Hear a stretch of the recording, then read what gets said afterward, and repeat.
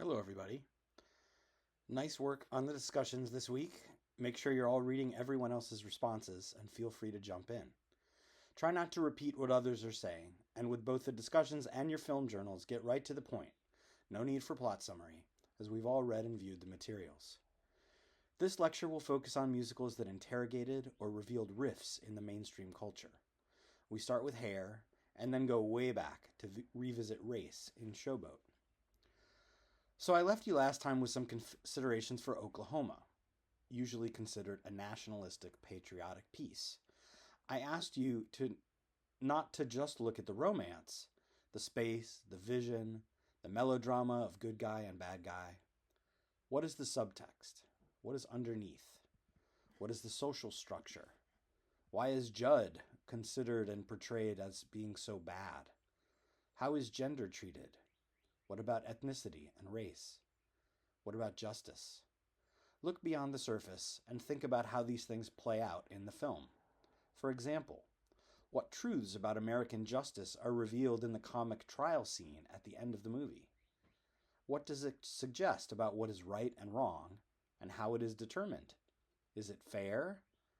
What is it based on? Do you agree with what happens? In the late 1950s and into the 1960s, a significant counterculture began to develop in the United States, around the world, and certainly within the realm of theater and musical theater. A large part of this counterculture was music. With blues and jazz as its roots, rock and roll developed into a mainstream popular music form in the late 1950s, and by the mid-1960s was a dominant cultural power. This new genre of music took over popular music almost entirely, pushing musical theater songs off the popular charts and, in many cases, off the radio for good by the late 1960s. This is a significant shift, as it meant that the music that was typically used in musicals was no longer the most popular or recognizable music in the culture.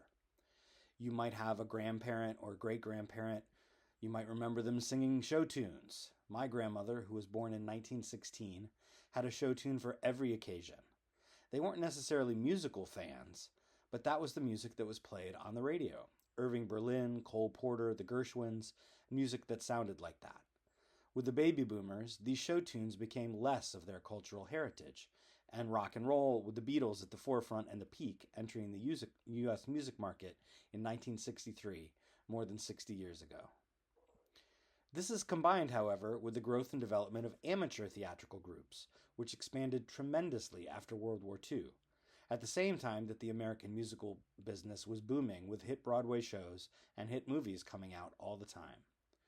The resonance of the brilliant success of musicals from the 1940s and 50s continues to last today.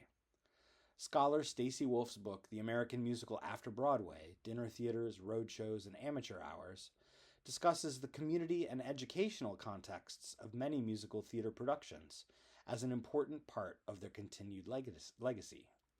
Many of you probably experienced musicals the first time in a setting like this, either as an audience member or a participant. Hair was the first mainstream musical that brought rock and roll into the center of the musical experience.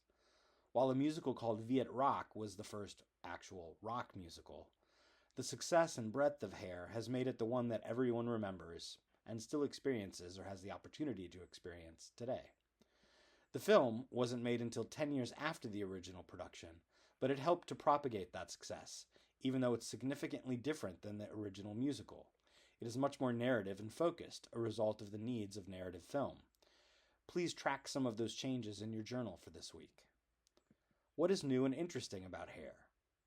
Its process is relatively new, as it was developed in the relatively new, non-profit arena, at the public theater, and quickly transferred to a commercial Broadway production.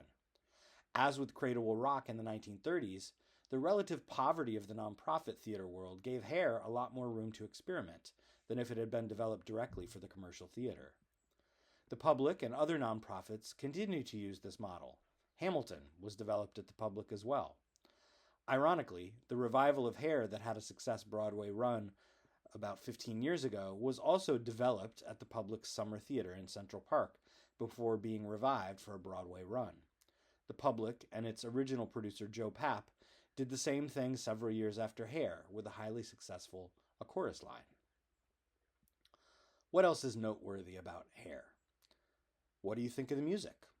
The message? Is it politically activist? Is it effective as a political tool? In our current context, how does it make us think about politics or political art? Showboat is an interesting case, and we have waited to cover it here to use it as a way to discuss the complexity of the American musical forms, even from their beginnings. It's a story tied up with race, history, gender, and musical styles.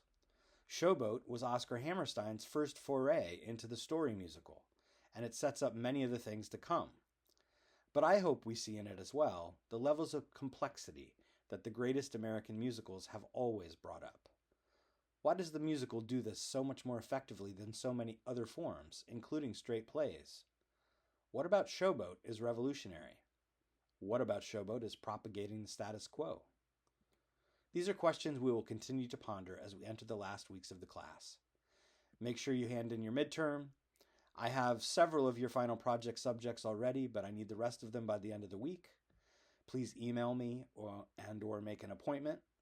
Your bibliography for your final is due soon as well, giving you about 10 days after that to write it.